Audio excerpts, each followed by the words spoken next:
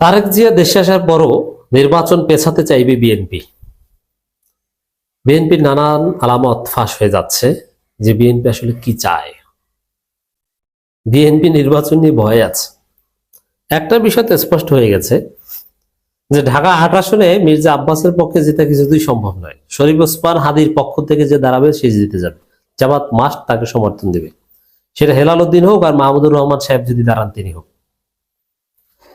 তা আগামী নির্বাচনে বিএনপির জয়ের কোনো সম্ভাবনা নেই। তারেক রহমান দেশে আসলে বিএনপি উল্টো ঝামেলায় পড়বে, বিএনপির মধ্যে বিশৃঙ্খলা বাড়বে এবং ধাক্কাধাক্কিতে কয়েকজন মারা যাবে। এতে বিএনপি তখন বলবে নির্বাচনের পরিবেশ নাই। আবার তারেক রহমান তো বিএনপি নিজেদের হাতে নিরাপদ না, কি না কি ঘটে যায়। তো নির্বাচন তফসিলের আগে তো বিএনপি নির্বাচন পেছানোর চেষ্টা করেছে। বিএনপির মিত্রদের মাধ্যমে বলিয়েছে যে খালেদা জিয়া অসুস্থ, এই অবস্থায় নির্বাচন হতে পারে না। আবার বলবে যে খালেদা জিয়া মারা গেলে 1 সপ্তাহ যাবৎ শোক পালন করবে, এটা হয়তো বা তারেক রহমান দেশে আসার পর মারা যাওয়ার তারিখটা ঘোষণা করতে পারে। তখন বলবে যে ঠিক আছে কিছুদিন পেছান, কিছুদিন পেছালে আবার রমজান চলে আসে, ঠিক আছে আরেকটু বেশি পেছান। এরকম নাটক, এরকম ঘটনা বিএনপি ঘটাতে পারে, যথেষ্ট সম্ভাবনা রয়েছে। তো দর্শক, বিএনপির আত্মবিশ্বাস নাই। দলিল দেখেন, বিএনপি নেতা বীর মুক্তিযোদ্ধা আব্দুল সালাম, অবশ্য বীর মুক্তিযোদ্ধারা এখন বিএনপি ছেড়ে জামাতে যোগ দিচ্ছে, তিনি বলছেন তফসিল ঘোষণার পরেও নির্বাচন নিয়ে জনগণের মধ্যে সংশয় রয়েছে। এবার নিজেদের সংশয়কে জনগণের মাধ্যমে বলার চেষ্টা করছে। তফসিল ঘোষণা হয়েছে, তারপরে বিএনপির মধ্যে সংশয় নির্বাচন হবে কিনা। কই, জামাতের মধ্যে তো সংশয় নেই। জামাত তো বলে না যে নির্বাচন নিয়ে সংশয় রয়েছে। জামাত বলে সুষ্ঠু নির্বাচন এবং লেভেল প্লেইং ফিল্ড নিয়ে সংশয় রয়েছে, এটা ঠিক করতে হবে। তাহলে বিএনপি কেন নির্বাচন নিয়ে এত সংশয়? এর মানে আসলে তারেক রহমান দেশে আসার ডেটও ফিক্সড হয়ে গেছে, তারপরও কেন সংশয়? এর মানে দেশে আসলেও তারপরও নির্বাচন পেছাতে চাইবে বিএনপি। এটা হচ্ছে তাদের মনের ধান্দা, এটা ফাঁস হয়ে যাচ্ছে। এটা একটা আলামত, কারণ নির্বাচনে তারা জিততে পারবে না। আবার প্রত্যেকটা পদে পদে ফেসে যাচ্ছে বিএনপি। শরীফ ওসমান হাদির ঘটনায় রাজনৈতিকভাবে বিএনপি ফেসে গেছে। ওসমান হাদির ঘটনায় বিএনপির যে স্ট্যান্স, যে সর্বদলীয় প্রতিবাদ সবাই যায়নি, প্রত্যেকটা পদে পদে বিএনপির আইনজীবীরা, আবার আসিফ নজরুলও বলছেন যে ওই গুলিকারী শরীফ ওসমান হাদির উপর গুলিকারীকে জামিন করানোর সাথে প্রভাবশালী আইনজীবীরা জড়িত ছিল। এর মানে বিএনপির আইনজীবীরা জড়িত ছিল।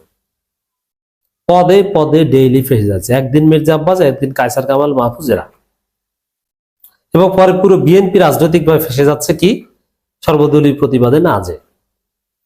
এই বিএনপি কিভাবে নির্বাচনে জিতবে? তাদের না আছে ৭১, কারণ ৭১ নিয়ে ব্যবসা করা এটা হাস্যকর। ৭১ তো আর বিএনপি ছিল না। বিএনপির জন্ম ৭১-এর মিনিমাম ৮-৯ বছর পর, তাহলে ৭১ বিএনপি আসলো কোথা থেকে? বিয়ের আগে সন্তান যেরকম, বিএনপির ৭১ ব্যবসা ওই রকম, যেটা বাংলাদেশে চলে না, এটা ল্যাটিন আমেরিকায় চলে, মেসি রোনালদো এদের ক্ষেত্রে চলে, কিন্তু বাংলাদেশে চলে না। পর্তুগালে চলে, অথবা আর্জেন্টিনায় চলে, নেইমারের দেশ ব্রাজিলে চলে। বিয়ে করে নাই কিন্তু সন্তান আছে, বাংলাদেশে না। আর ২৪কে তো সরাসরি অস্বীকারই করে, জুলাই যোদ্ধাদের তো বিএনপি হত্যাই করে। আর কেন ২৪কে অস্বীকার করে? কারণ ২৪-এ বিএনপির কোনো কন্ট্রিবিউশন নাই। বিএনপির নেতাকর্মীদের অনেকের ত্যাগ আছে, কিন্তু দল হিসেবে বিএনপির কোনো কন্ট্রিবিউশন নাই, দেখাতে পারবে না। ২৪-এর ইতিহাস পর্যালোচনা করলেই সামনে আসে সাদিক ক্যামেরা, আব্দুল কাদের, মাহফুজ, নাহিদ, আসিফ, ৬ সমন্বয়ক, আবু বকর মজুমদার। কিন্তু বিএনপি ছাত্রদল কোন আলোচনায় আছে দেখাতে পারবে?